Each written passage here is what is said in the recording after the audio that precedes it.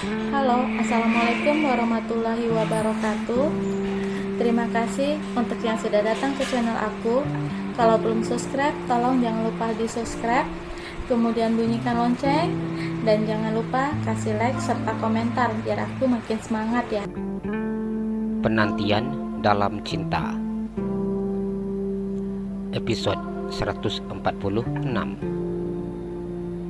Bertemu kembali. Johan sudah berada di hotel tempat dirinya menginap.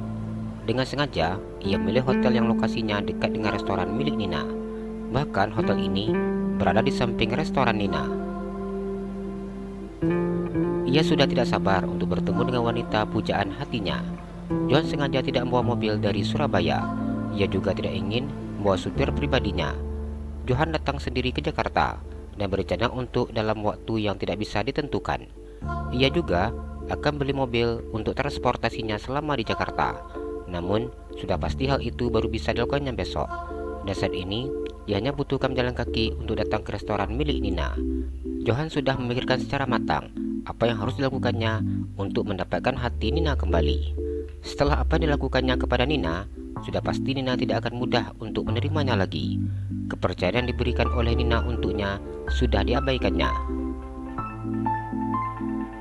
Johan hanya membutuhkan waktu beberapa menit untuk bisa sampai ke restoran milik Nina.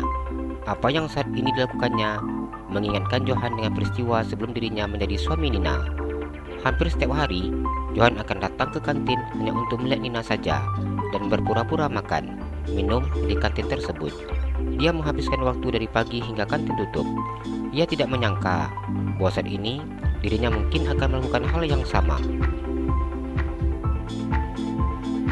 Johan masuk ke dalam restoran. Ia bersikap seperti seorang pelanggan yang lainnya. Ia duduk dan memesan menu yang menurutnya perlu dicoba. Johan menikmati hidangannya dengan penuh semangat. Sudah beberapa bulan ini, selera makannya sangat menurun. Dan baru kali ini, Johan makan dengan nikmat. Mbak, Johan memanggil pelayan restoran tersebut. Iya pak, jawab pelayan itu dengan sangat sopan.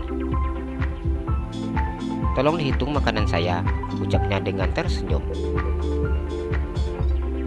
Baik pak, jawab pelayan itu dengan memegang buku kecil di tangannya. Pelayan wanita itu memandang meja makan pelanggannya. Ia mencatat apa saja sudah dimakan dan juga total pembayarannya. Ini pak, masuk ke kasir saja ya, ucapnya memberikan total hitungan yang telah dibuatnya. Johan memandang kertas tersebut. Ia kemudian tersenyum.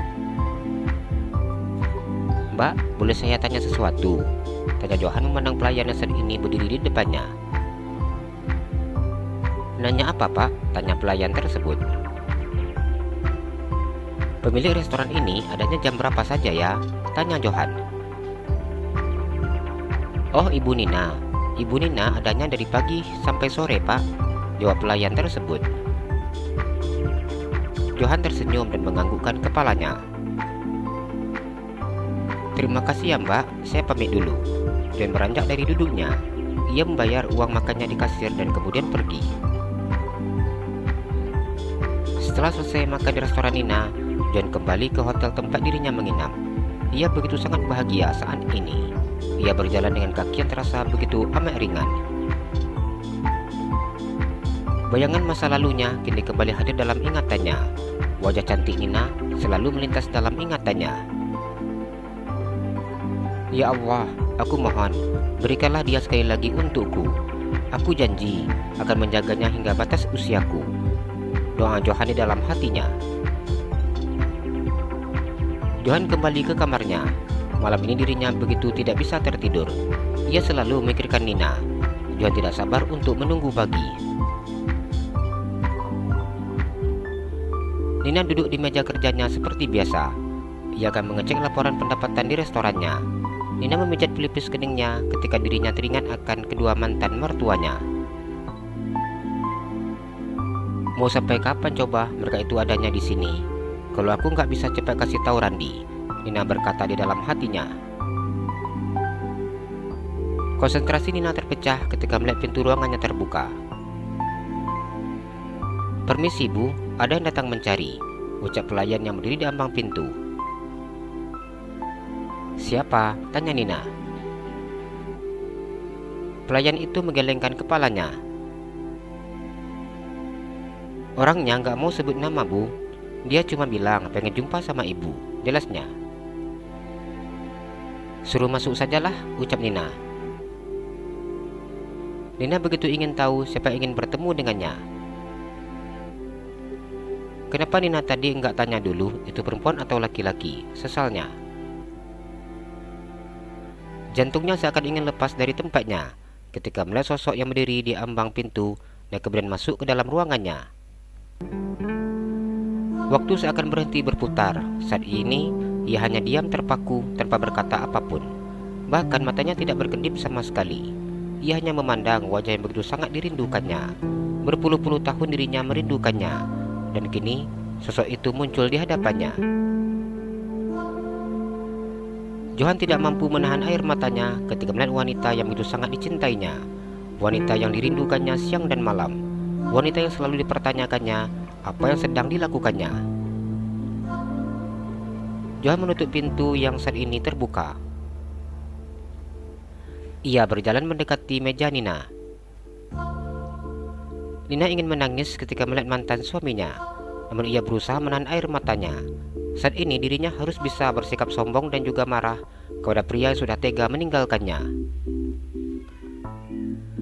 Johan terus melangkahkan kakinya hingga ia berada di depan Nina.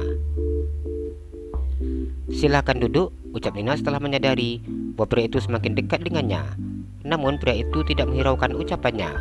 Johan semakin mendekat hingga mereka begitu sangat dekat. Nina saat ini sedang duduk di kursi kerjanya, diam ketika melihat Johan memeluknya. Ia tidak mampu menahan air matanya. Air mata yang tadi cobanya untuk ditahan, kini melimpah sudah. Nina menangis ketika pria itu memeluknya.